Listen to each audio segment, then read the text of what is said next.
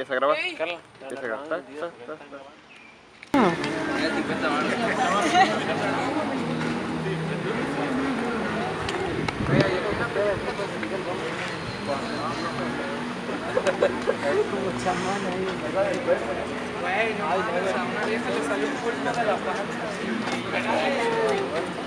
La cesárea peor que las que hacen en el...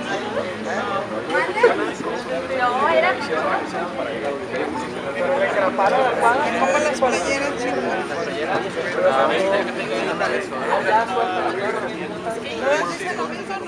Todos los invitados vayan a participar en la mesa, los invitamos igual a que tomen asiento en la parte del público. La mecánica va a estar como por mesas de trabajo para el desarrollo de este foro. A medida que vayan comenzando las mesas, pues ya diremos los nombres de los participantes para que pasen al frente, pero mientras, pues igual para que agradecerles su asistencia, tanto a los participantes en la mesa como al público en general, al haber atendido a este llamado. En este evento que le nombramos Foro por la Defensa de la Educación Pública. Esto también obedeciendo a la razón de los múltiples eventos que hemos realizado durante el plantón de rectoría, también para ir aportando nuestras ideas o algunas de las iniciativas que traemos y para demostrar este trabajo que en ocasiones nosotros, por ser estudiantes y estar preocupados más en nuestra carrera que en otros asuntos y en que solamente sacar nuestro título, se pasa por alto todas estas cuestiones. Y en la Universidad de Colima, al igual que en otras universidades, se han ido tomando medidas que paulatinamente dirigen hacia la privatización de la educación. Y debido a esto, pues es que hemos invitado a las asociaciones. Bueno, ahora invitamos a Manuel Agustín Trujillo Gutiérrez para que haga a mis compañeros a hablarles un poco al respecto del plantón en rectoría. Y bueno,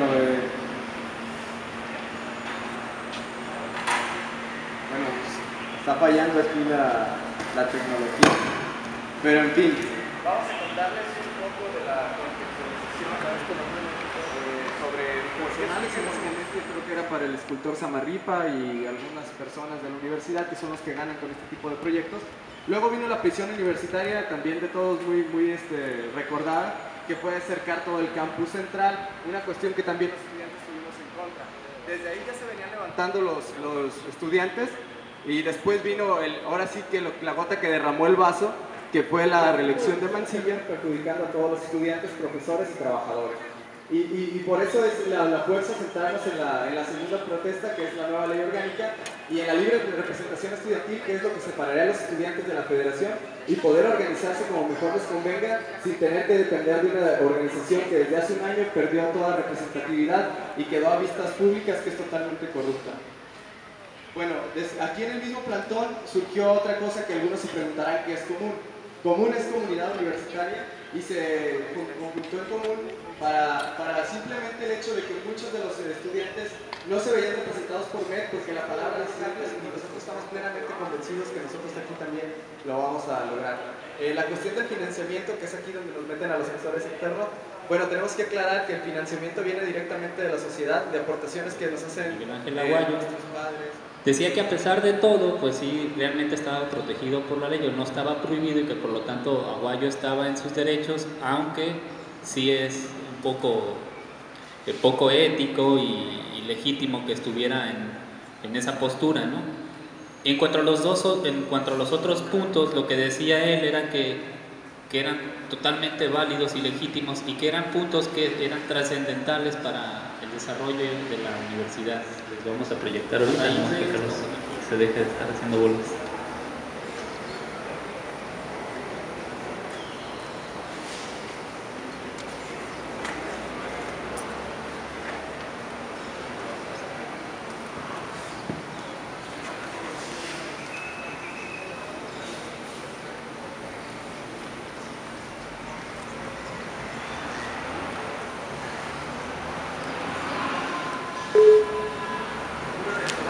Similar, si uno lo observa bien, a la del presidente de la República, gobernador o alcalde.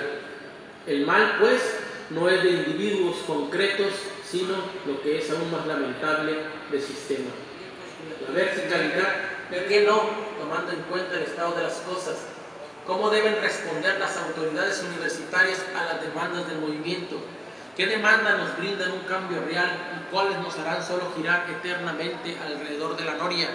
¿Cómo encontrar ese equilibrio entre lo imposible y lo posible? En primer lugar, desde que se dio el plantón en rectoría y vi las demandas, me di cuenta de que había dos de ellas viables, posibles y que podían traer beneficios concretos al colectivo universitario, y otra que me parecía, por el ambiente electoral que vivimos, poco viable e incluso problemática.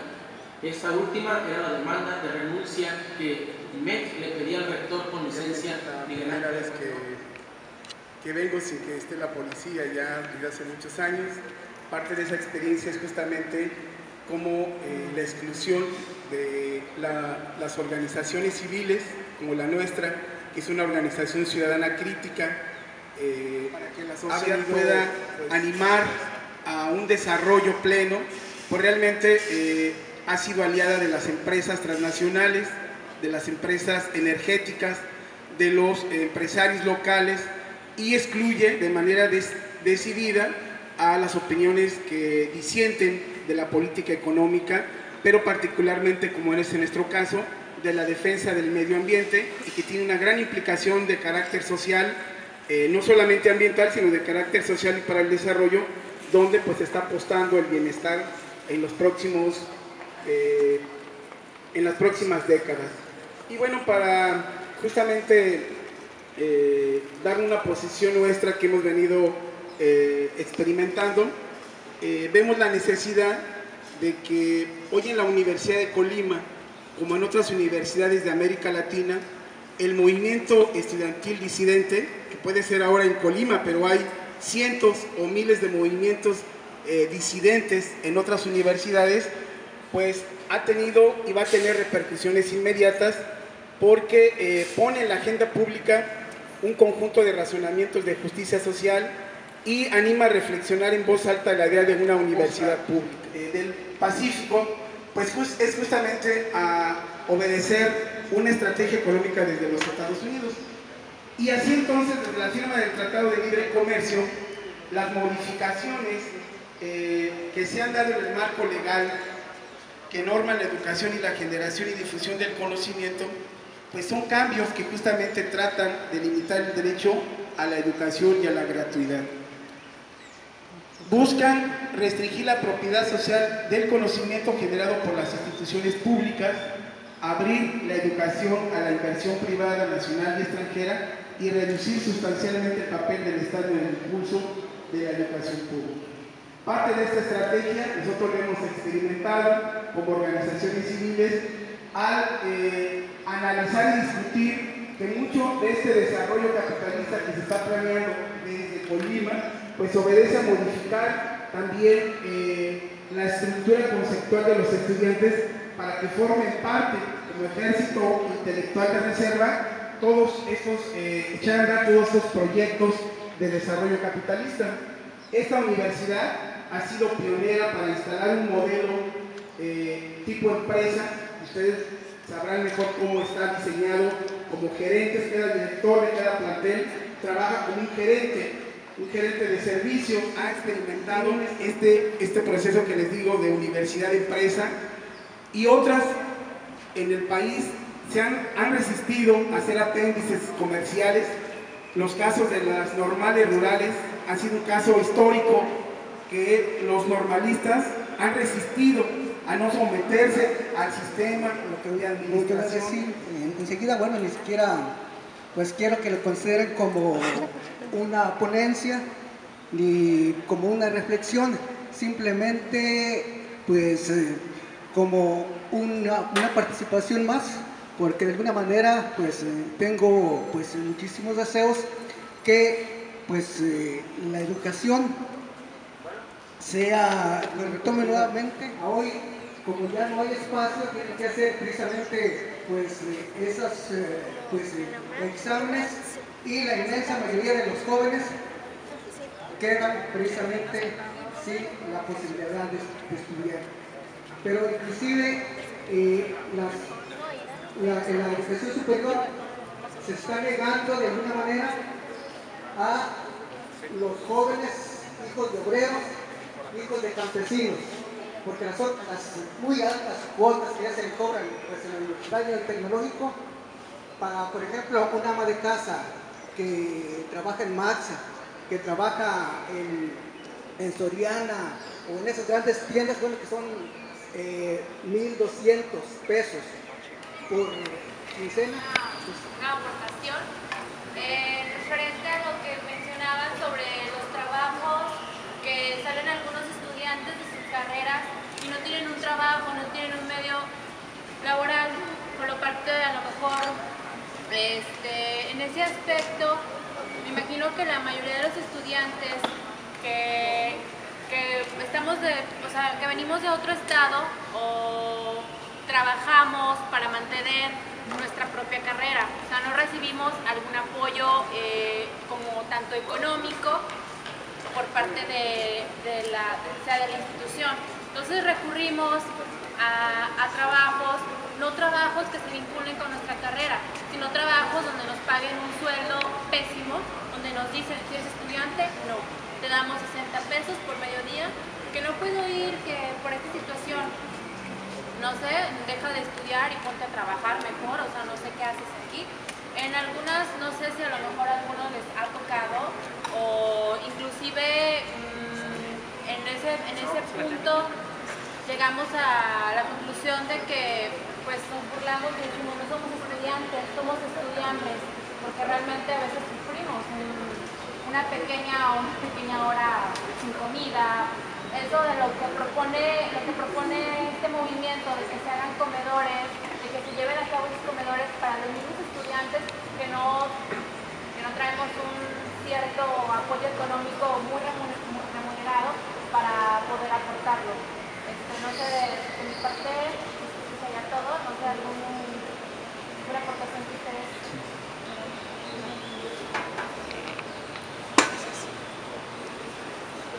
Pues los aportes. Muy bien, la privatización de la educación es un tema muy grande, muy complejo, que requiere realmente de una meditación y de una reflexión muy profunda y desgraciadamente no se tiene el tiempo. Entonces, de forma muy breve, yo quisiera remarcar que no solo hay que pensar en estas brechas que se generan de quién tiene acceso y qué tipo de acceso tiene a la educación, sino también qué tipo de educación están formando estas instituciones que ya manejan esta ideología privatizada, capitalista, en donde se generan técnicos, donde se capacita para realizar una actitud muy específica, muy particular, para que tú vayas y trabajes, consumas y no realmente una formación integral, no realmente una formación en cuanto a seres humanos, en cuanto a seres pensantes y seres sensibles.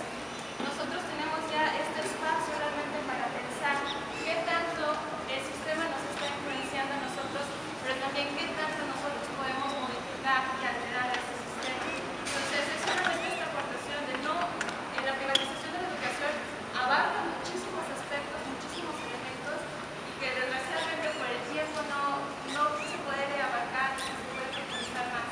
Pero que sí es muy importante que lo tengamos en cuenta como estudiantes y sobre todo como miembros de una sociedad, qué implicaciones tiene en mí y en mi comunidad. Muchísimas gracias.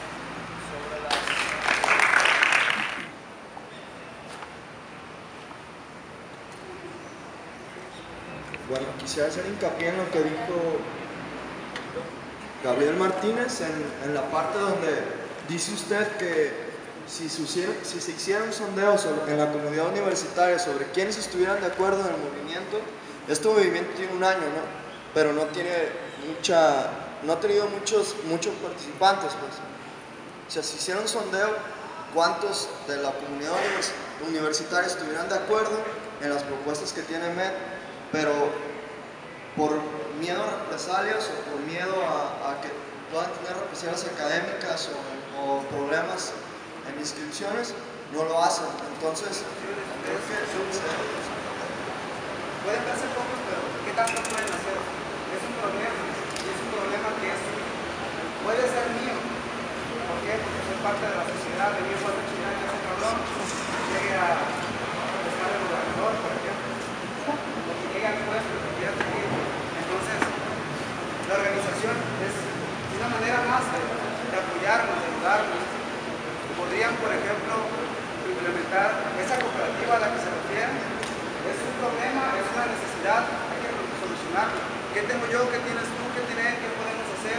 Cámara, yo tengo 10 pesos para invertir, ahora compramos galletas, llegamos y lo vendemos a mitad de precio, que sigamos vendiendo un poco para empezar a ganar estudiantes.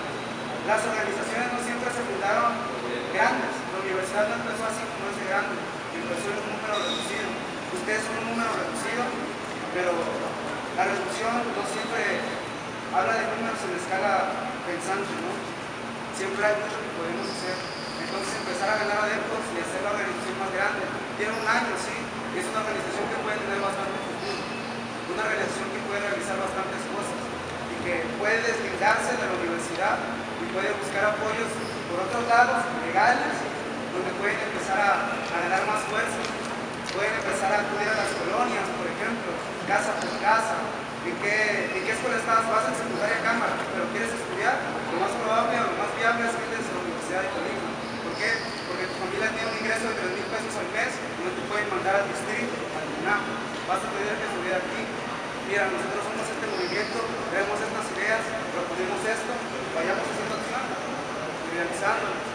El plantón es una manera activa de estar y es una forma de protesta. Y están protestando, pero organizacionalmente, ¿qué están haciendo para ustedes y para los demás? Esta mesa es muy importante, ¿por qué? Porque fluyen ideas, no van y vienen, pero hay que estarlas aceptando, ¿por qué? Porque hay que realizarlas, hay que estarlas haciendo todo el tiempo. Y pues gracias por el foro, porque de otra forma yo no hubiera enterado de la autonomía. Y pues bueno, el primer resultado es precisamente el Comité de Derecho, el primer resultado concreto, que es totalmente independiente de cualquier institución externa, es manejado por estudiantes, elegido por estudiantes y trabaja pues horizontalmente en pro de del estudiantado de la Facultad de Derecho, y esperamos pues poder ser ejemplo y llevarlo a más escuelas. Y el día de hoy pues venimos a hacer un posicionamiento a favor del movimiento de estudiantes disidentes. Sabemos que ha habido pues diferentes puntos de vista, se habla de falta de representantes legales o algo semejante. Entonces pues hoy representamos nosotros también a las voces de los estudiantes que quizás no están dentro del movimiento, que quizás no han... Hola, buenas tardes. Posicionamiento. En vista de los acontecimientos ocurridos recientemente entre la comunidad universitaria, como estudiantes libres y conscientes de la situación, pero a la vez bajo el liderazgo moral que nos brinda el haber sido dirigentes estudiantiles y partícipes del movimiento generado el 25 de mayo del 2011, a raíz del Congreso Extraordinario, se han agotado todas las instancias institucionales que tienen a la mano y que su manifestación es una instancia constitucional totalmente válida. 10. Sobre la palabra institucional, vale aclarar que las instituciones la forman su historia y sus integrantes, no sus autoridades, las cuales dictaminan a su conveniencia las directrices y condenan con cualquier cantidad de calificativos las posturas o corrientes contrarias a ellas, olvidando que también los estudiantes libres y conscientes, además de los trabajadores, formamos parte de dicha institución y tenemos a la vez derecho a tomar decisiones y velar para que éstas se respeten, para que así nuestra universidad sea de clase mundial y no solo la última nómina de un grupo de poder local. Por todo lo anterior, brindamos nuestro total e incondicional respaldo a los estudiantes que se manifiestan que en 1971 la UNAM no fuese la mejor universidad del país. Ellos se preocuparon por una universidad que hiciera las cosas bien antes de preocuparse por tener una universidad bonita. 2. Dejamos en claro que la ausencia del rector nos daña a todos como universitarios, ya que pasa por encima de la ley orgánica y el consejo universitario, además de que no garantiza la autonomía de la máxima casa de estudios al ser rector y candidato a la vez, además de permitir que un candidato a diputado federal suplente ingrese constantemente a las escuelas y pretenda tomar decisiones entre los universitarios. Señalamos que participaremos en los diálogos convocados por MED y comunidad universitaria. De la rebeldía y el derecho a disentir un motivo de lucha y también una forma de esperanza. Pensábamos algunos de los viejos luchadores que nos íbamos a ir a la tumba sin poder ver en Colima la expresión de los jóvenes que desde hace algunas décadas en este estado fueron callados. Recuerdo algunos de ellos que fueron expulsados de esta universidad y terminaron sus estudios en Morelia, y algunos otros a quienes en aquellos tiempos se usaba perder el expediente como un motivo de represión. También la esperanza de que los jóvenes del mundo, como lo han demostrado, están a la altura de las circunstancias y lo que surge como tecnología de información y conocimiento para las empresas se revierte y se convierte también en un motivo, en un mecanismo, en un medio para poder generar esperanza, poder llevar las primeras letras a los niños y niñas de comunidades que si no fuera por estos jóvenes de las comunidades rurales no podrían acceder a la educación pública. La solidaridad, igual que ustedes, el dormir bajo las estrellas, el encontrar una mano amiga, el compartir un pedazo de cobija, el sentir el gusto por la solidaridad de gente que sin conocerte te brinda un espacio de reflexión, te brinda un peso para financiar el volante, te regala una fotografía para que la tengas colgada donde más te guste, pero tienes que dar un peso para poder compartir y comprar la tinta. Igual que hoy, la conciencia estudiantil toma forma de protesta y se decide a tomar la palabra, por lo cual quienes ya peinamos canas en el movimiento social en este país, y quienes hemos estado de lado siempre, o hemos intentado estar siempre de lado de las causas justas, saludamos, y en mi voz viene la voz del asunto del financiamiento educativo. Tiene que ver con criterios políticos. ¿Cómo se decide el gasto educativo? ¿Quién aprueba el recurso que se va a ejercer en cada estado? ¿Cómo se aprueba y qué criterios son los que se determinan? Porque curiosamente, cuando uno revisa el gasto, te darás cuenta que estados como Nuevo León se llevan un 20 o un 25% del gasto en educación, se aprueba en la Cámara. Pero estados como Oaxaca, Chiapas, los llegan al 20%. ¿Qué criterios son los que determinan? Estados como Colima, que genera recursos económicos por la cuestión del puerto, se supone que tendría que estar recibiendo un alto regreso de recursos económicos para invertir en educación. Habría que revisar cómo andan las cuentas. Pero si aparte de esto, las universidades como esta, persiguiendo algunos modelos de universidades privadas, generan sorteos y formas de ingreso económico, pues hay que revisar también a quién entregan cuentas y cómo hacen las cuentas. Ya no pongo en cuestionamiento la presión que se ejerce en los estudiantes, como que me parece ilegal además e irreverente, para obligar a los jóvenes a vender boletos bajo la coacción o bajo el pago de cuestiones como servicio social y cosas de ese tipo. Considero entonces que esta cuestión habría que revisarla con mayor detenimiento. Hay un error que se lee sin H. Él nos va a hablar de los modelos educativos.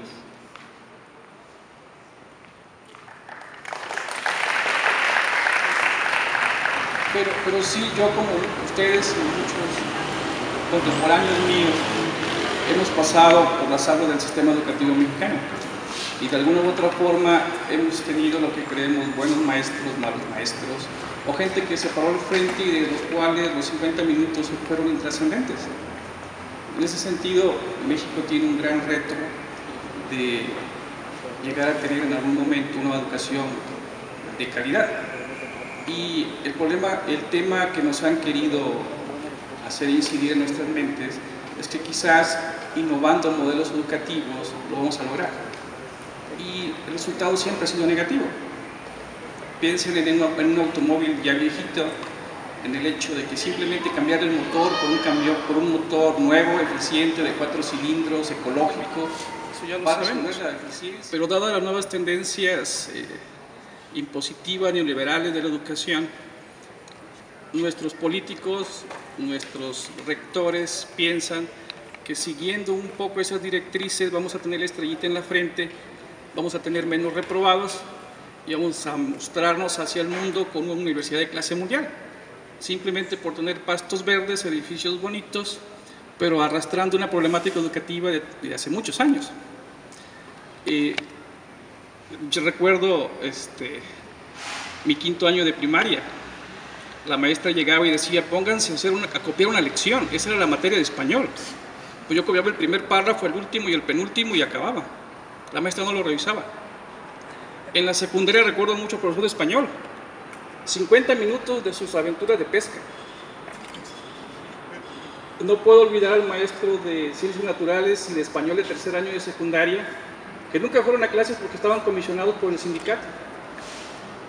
Y a la maestra de Química, que llegaba rapidísimo en taxi, de raite, como podía. Y fue una excelente maestra enseñándonos la química orgánica, los enlaces de las cetonas, los balances de las ecuaciones. Se preocupaba porque la práctica en el laboratorio fuera clara y precisa y atendía a un alumno, cada uno en el microscopio, para enseñar cuál era el núcleo de la célula. Los recuerdo. Y las clases se daban lo que conocíamos como el método tradicional. El profesor hacía su ponencia, el 10% de los alumnos, como siempre ocurre, atendía la clase y el otro 40% pues, divagando en el mundo. De ahí podíamos decir que posiblemente ese 10% con o sin profesor podíamos haber sacado adelante el curso. A través de mi paso por las escuelas públicas, afortunadamente siempre becado, pues pasé a la preparatoria, en el Instituto Tecnológico de Culiacán, y los profesores eran todos ingenieros, pero se veía una tristeza y una apatía y una falta de interés en sus clases por estar dando 1 o 2 horas. ¿En qué año fue editado ese libro? No, pues no sé, precisamente, maestro. Hace 20 años se pensaba y creíamos que el tema era de esa forma. 20 años después, con los avances en la neurobiología, el conocimiento de ese tema ha cambiado muchísimo. Usted leyó un libro de hace 20 años. Entonces, entre que los muchachos se entusiasman, se preocupan, se desvelan, buscan base de datos de todos colores y sabores, tratan de estructurar una clase que ellos creen es actualizada, y tienen a un profesor que trata de hacer su mejor esfuerzo, pero también está desactualizado y no está comprometido, no prepara su clase. Es una bomba de tiempo y estamos lanzando muchachos a enfrentar los problemas sociales con una gran inseguridad, falta de conocimientos e informaciones desactualizadas. ¿Sí? No les quiero presumir, pero fue la única clase que me dejaron dar. Y hasta el momento las autoridades no me han permitido regresar a dar clases en licenciatura. Y dice uno, bueno, pues qué gran desperdicio. Pensando en la Facultad de Medicina.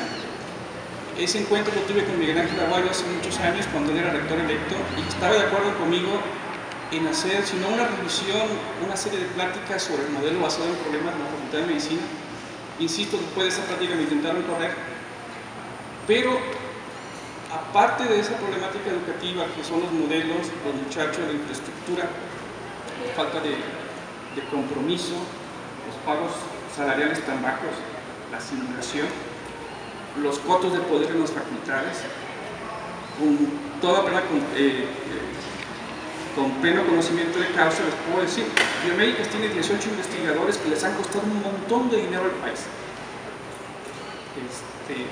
Su formación de investigadores dentro y fuera de México, para que no tengan influencia y puedan participar en las facultades que les corresponden aquí en la universidad. Y así tenemos una gran cantidad de investigadores regados en las facultades, totalmente desarticulados y desaprovechados. Y tenemos un grupo de profesores que con su clase y su misma clase pasan el día, pasan la hora, y la calidad de los muchachos que están saliendo de nuestras aulas siguen que llegan. Y si hago un planteamiento de un modelo educativo acorde a nuestras necesidades, no podemos avanzar y seguiremos siendo una universidad muy bonita por fuera, pero por dentro. Vuelvo a insistirles, estoy a favor de los diferentes modelos educativos basados en competencias que se están tratando de implementar en algunas facultades, pero cuando estos son impuestos no hay un compromiso, no se mejoran las condiciones laborales, los muchachos siguen llegando sin desayunar, no tienen para el pasaje, no tienen becas, sigo del autoritarismo de los directores, de la Federación de Estudiantes, no hay un ambiente universitario de libertad de expresión para manifestar que las clases son malas, otras buenísimas, no hay una homogeneización. Esta universidad no tiene cuadros para formar a los científicos que llegan con todo ese conocimiento darle herramientas para que puedan transmitir esa información a los estudiantes. Todos nos hemos improvisado en el aula y el resultado algunas veces es catastrófico, excepto en aquel profesor que tiene el don de la palabra, de preparar sus clases y lograr conectarse con los estudiantes y hacer una interacción académica y un diálogo para retroalimentarse. Entonces, no, la solución a nuestros problemas educativos no está únicamente en los modelos, se requiere una reestructuración completa desde la estructura de la universidad, su organización, apoyo a los estudiantes. Yo no había visto en 7 años de trabajo en esta universidad un espacio de discusión de ideas. Coincido con el MEP en que reformar la ley orgánica, coincido con el MEP en que la toma de decisiones tiene que ser horizontal y que tanto estudiantes como profesores tenemos que buscar los mejores mecanismos de aprovechar cada uno de nuestros potenciales para que ustedes realmente sean nuestra razón de ser y sean las personas capaces de resolver los problemas de la sociedad.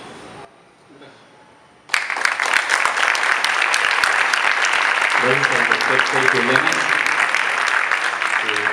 Bueno, antes de empezar al espacio para diálogo, preguntas y respuestas, de los cuales, entre aportaciones federales, estatales y otros ingresos, lo que representan las inscripciones de los alumnos son solo 120 millones de pesos, que de manera porcentual sería alrededor del 8%. O sea que la universidad, con un poco de voluntad, esfuerzo y buena administración, podría ser gratuita como la UNAM o de aportación voluntaria como algunas otras, ¿no? Pues ahí nomás un dato para que se pongan a pensar. Ahora sí, abrimos el espacio de preguntas y respuestas o comentarios que quieran hacer sobre cualquiera de los dos temas o algún tema que tenga que ver sobre educación pública. ¿Vale?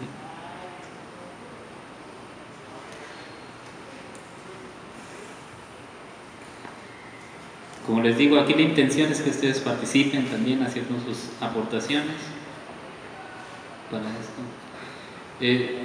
Bueno, ahorita viendo que no sale ninguna otra pregunta, lo que a mí me gustaría hacerle también para que participen es una pregunta o para que ustedes manifiesten su sentir, ¿no?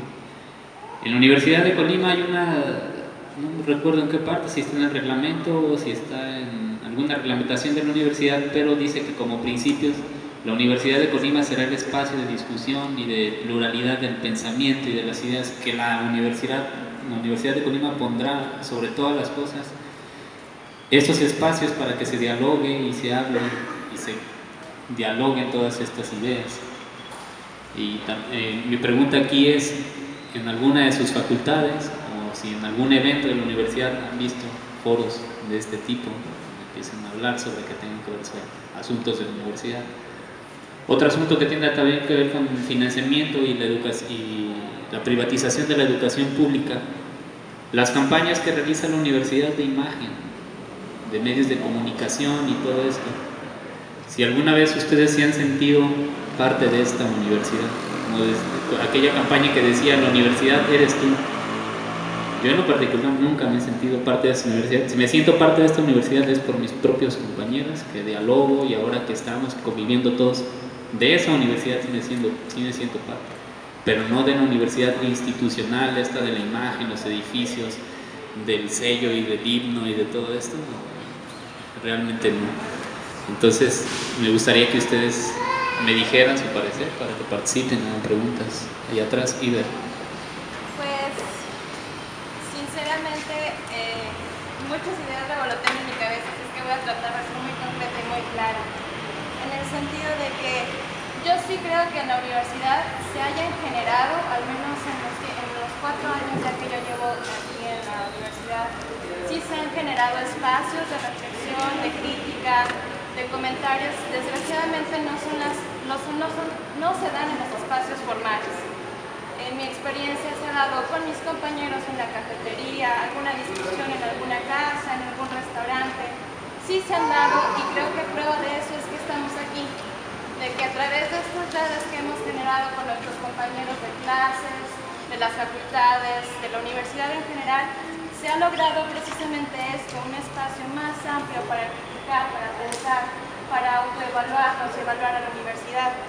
Considero que si no se ha dado precisamente estos espacios de reflexión en las aulas o en los lugares académicos y formales, es precisamente por los modelos tradicionales, o como Paulo Freire denomina, estos modelos de educación bancaria, porque en mi opinión muy personal, siento que tenemos exactamente esos mismos modelos de los 50, de los 40, en donde es el profesor el que sabe, es el profesor el que tiene toda la información y nosotros somos borregos que vamos a llenarnos de conocimiento que nos da el profesor.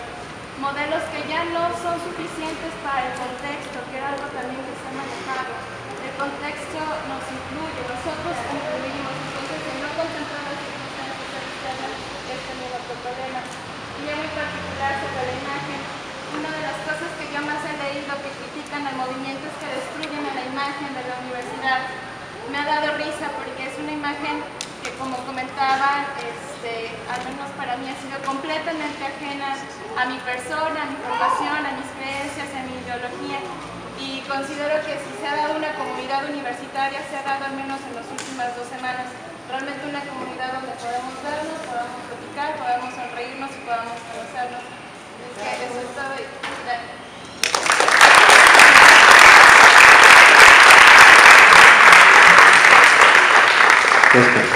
No, Carlos, perdón.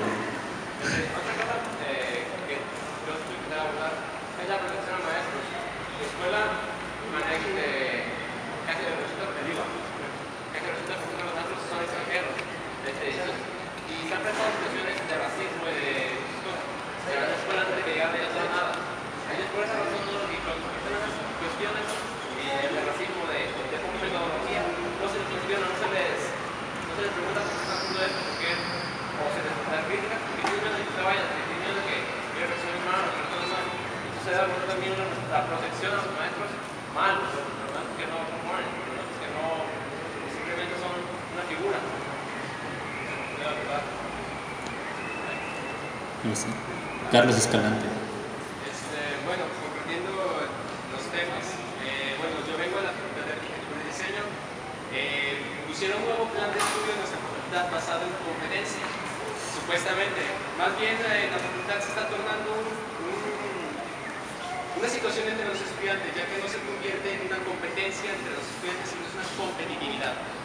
O sea, los estudiantes al obtener una información, cedamos la información, no la compartimos con nuestro grupo. ¿Para qué? Porque es un sistema que nos lleva a competir entre nosotros, no a aportarle nada a nuestra escuela, no a aportarle nada a nuestros compañeros. Y bueno, arquitectura es más cuestión de diseño. Entonces, los estudiantes que tienen mayor oportunidad de diseñar o tienen mayor habilidad, lo que hacen es, al momento de tener una idea, la esconden y al momento de presentar el proyecto, lo presentan y humillan a los demás. No digo que tienen que ayudarle a todo el mundo, pues, pero considero yo que los estudiantes tenemos que apoyarnos en difundir ideas, en difundir puntos de vista, donde haya una interacción entre ambos. El plan de estudio, desgraciadamente, fue modificado y también fue modificado nuestra forma de evaluarnos. A nosotros en nuestra facultad, a diferencia de los demás, nos califican por letras, no nos califican por números. Donde tenemos cinco calificaciones o formas de evaluarnos, de las cuales 3 son aprobatorias y 2 son reprobatorias. Es el bueno, es el mediocre, que es el suficiente, es el bueno, que es el 10, y el sobresaliente, que es un 10 con mención honorífica, que nosotros decimos que es un 10 con estrellita porque realmente no nos funciona ese sistema, tenemos 2 10s. Entonces cuando nosotros queremos hacer una movilidad o una beca, todos los estudiantes tienen 10. Y cuando los estudiantes dicen, oye, yo saqué mediocre, calificación mediocre abarca desde 6 hasta 9.99. Entonces dices, bueno, ¿cómo es posible que yo me haya mandado un poquito más que mi otro compañero y tengamos la misma calificación mediocre? Entonces se vuelve un problema y entonces empezamos a acelerar nuestras cosas y no hay un aporte. Desafortunadamente ahorita tenemos un director que no es muy, bueno, se llama Spader, Isabel Esquerda, Gabriel Gómez Spader, y no es una persona muy tolerante, no es una persona muy abierta. En nuestra facultad se nos obligó a utilizar lo que es la credencial, el de Santander para hacer impresiones. No podemos llegar al módulo a pagar una impresión porque tenemos que ir a depositar al banco una cierta cantidad para poder imprimir. Y bueno, nuestro director jacta que nuestra facultad es muy innovadora y pues el sistema funciona a la maravilla. El día que se le confronta al director de que es un sistema pésimo y que no nos ayuda a los estudiantes, la respuesta que recibimos fue, pues qué pena que piensen de esa manera. Y donde nuestros mismos profesores, bueno, algunos de ellos exponen, también nuestras clases son por módulos. Nosotros exponemos, tenemos una clase, una materia pues, 2 semanas. Nos dedicamos a una materia 2 semanas y básicamente es eso. Entonces, no nos dan tiempo de asimilar las cosas. Es un tema, al otro día un tema, al otro día un tema, para terminar. Entonces, es a lo que vuelvo. El sistema nos obliga a ser competitivos entre nosotros, no aportar ideas. Sí, justo.